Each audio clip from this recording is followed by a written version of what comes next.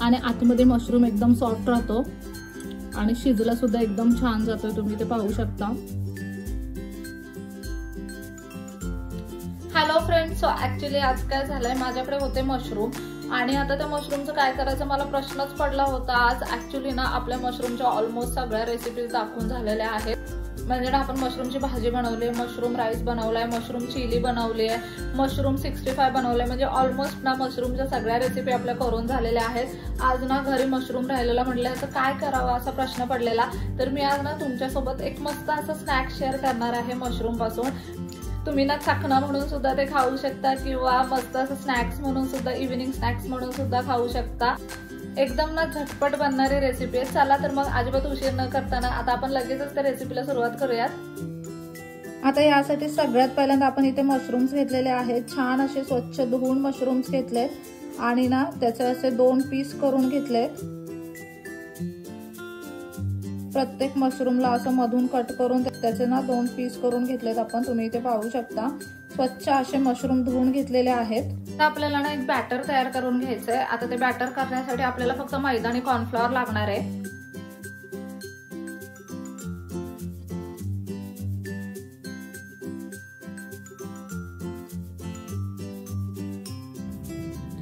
आता हे बॅटर तयार करण्यासाठी आपण इथे ना साधारणतः 3 चमचे इतका मैदा घेतलेला आहे। आता 3 चमचे मैद्यासाठी साधारणतः 1.5 चमचे इतका कॉर्नफ्लॉवर आपण यामध्ये टाकणार आहोत।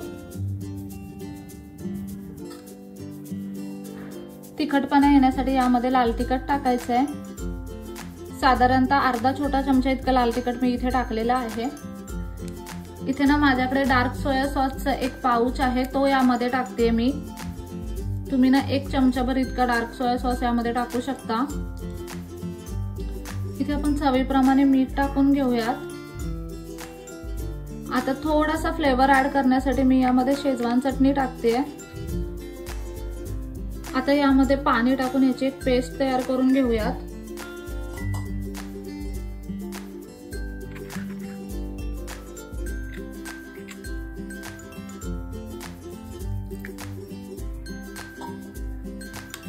लागेल तसं थोडं थोडं पाणी ऍड करत जायचं यामध्ये।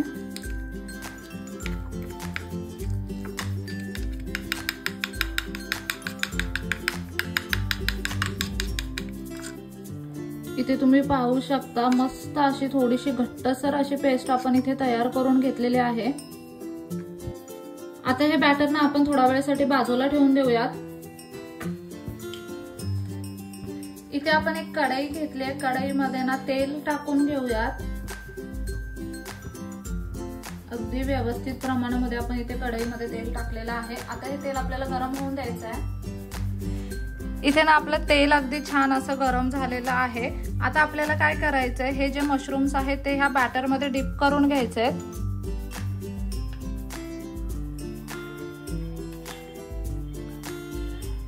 अशा पद्धतीने मशरूम आपण बॅटर मध्ये डिप करून घ्यायचंय। सगळ्या बाजूने व्यवस्थित असं कोट झाला पाहिजे मशरूम। आणि आता हा एक एक मशरूम आपल्याला तेलामध्ये सोडून घ्यायचा आहे।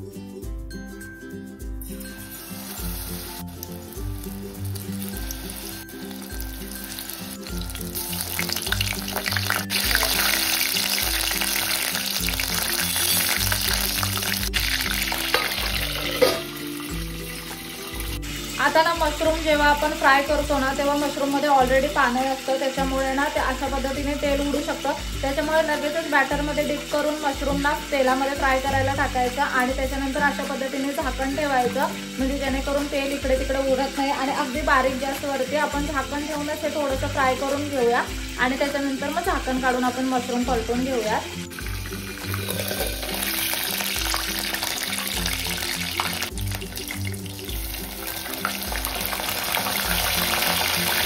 ते ना झाकण काढलं तरी भरपूर तेल उडत होतं, मग म्हटलं की आता आपण शेवटी ना गॅस बंद करून टाकूयात आणि आता आपण हे फ्राय पॅन मध्ये अगदी कमी तेलामध्ये फ्राय करून घेऊयात। आता ना इथे पॅन मध्ये आपण खूप कमी प्रमाणात तेल घेतलंय, साधारणतः 3 छोटे चमचे इतकंच तेल घेतलेलं आहे। हे ना तेल आपण पॅनला सगळीकडे पसरवून घेतलंय। आता हे मशरूम बॅटर मध्ये डिप करून आपण यावरती सोडूयात आणि आता ना हे आपल्याला शॅलो फ्रायच करून घ्यायचे। ते शॅलो फ्राय अगदी इझिली होतात। तुम्ही डीप फ्राय करायला गेलात ना तर खूप जास्त पाणी सुटेल आणि मग त्याच्यामुळे ना पूर्ण तेल उडायला लागतं.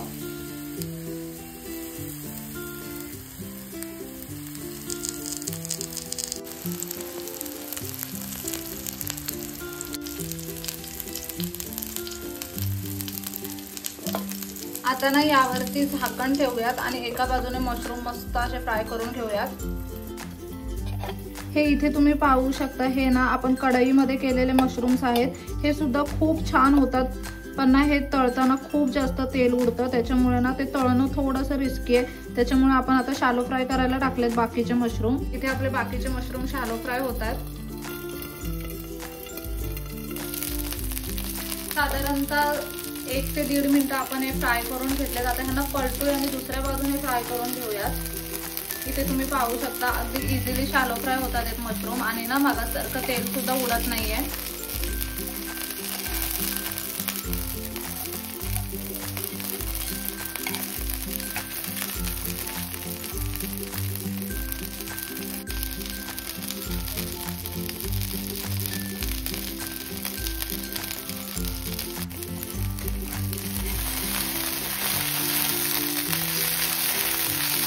इथे तुम्ही पाहू शकता साधारणतः 4 ते 5 मिनिटं ना दोन्ही बाजूने आपण आलटून पलटून मशरूम शॅलो फ्राय करून घेतलेत आणि ते अगदी मस्त असे शॅलो फ्राय सुद्धा झालेत आणि अजिबात चिटकलेले सुद्धा नाहीयेत आणि सगळ्यात महत्त्वाचं म्हणजे तेल सुद्धा अजिबात उडालेलं नाहीये.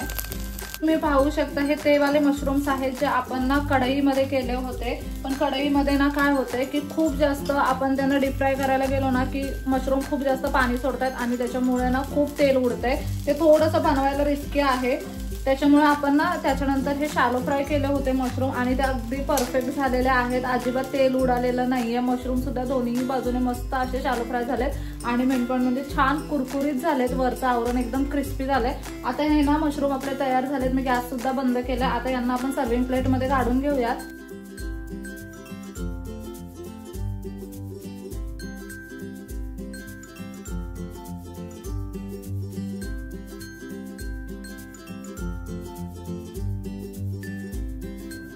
इथे तुम्ही पाहू शकता मस्त असं हे मशरूम्स बनवून तयार आहेत. ऍक्च्युली जेव्हा आपण कढईमध्ये मशरूम्स बनवत होतो ना तेव्हा ना खूप जास्त तेल उडत होतं, पण ते पण मशरूम ना खूप जास्त छान फ्राय झालेत. मी तुम्हाला ते सुद्धा दाखवते आधी.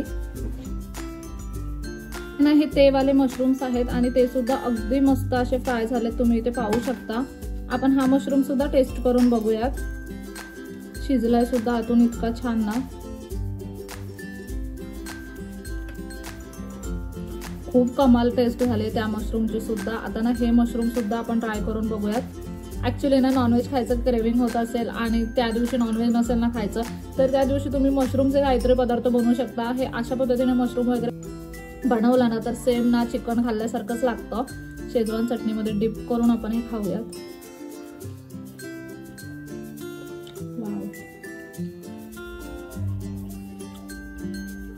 आपण चिकन 65 खातो ना सेम तसं झालंय.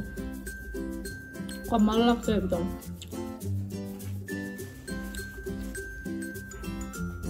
म्हणजे ना आवर्जून ट्राय करावी अशी रेसिपी आहे. मुलं तर खूप जास्त आवडीने खातील. त्या दिवशी मुलांना नॉनव्हेजचं क्रेविंग होईल ना, चिकन घरी नसेल तर अशा पद्धतीने मशरूम बनवून मुलांना त्या मुलं इतकं आवडीने खातील ना.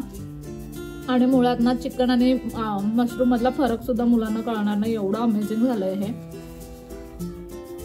खूप सोपी रेसिपी आहे आणि ऍक्च्युली तुम्ही जेव्हा फ्राय कराल तेव्हा एक गोष्ट लक्षात ठेवा की डीप फ्राय न करता शॅलो फ्राय करा. खूप सोप्या पद्धतीने होईल. बारीक गॅसवरती करा म्हणजे अगदी क्रिस्पी कुरकुरीत होतं आउटर लेअर ह्याची आणि आतमध्ये मशरूम एकदम सॉफ्ट राहतो आणि शिजला सुद्धा एकदम छान जातोय. तुम्ही ते पाहू शकता मशरूम एकदम व्यवस्थित शिजला गेलाय.